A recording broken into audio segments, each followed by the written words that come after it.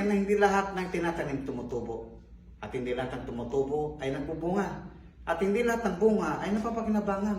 Merong nasisira, merong nabubulok, merong natatapon.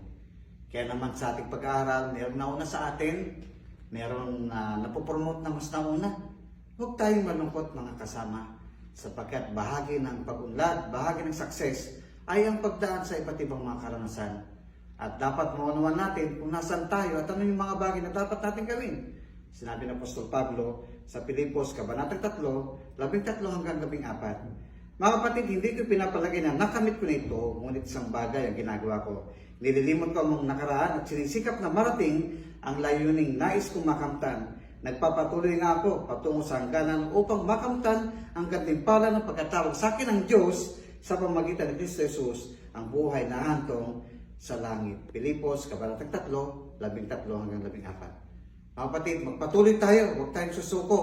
Masimulan natin ang maayos hanggang makarating tayo sa hangganan ng tagumpay. Tayo manalangin. O Diyos, aming Panginoon, dalangin po namin ang lahat ng aming napasimulan. Samahan mo kami hanggang sa dulo nito upang kami po ay magtagumpay. Sa iyong dakilang pangalan, Amen.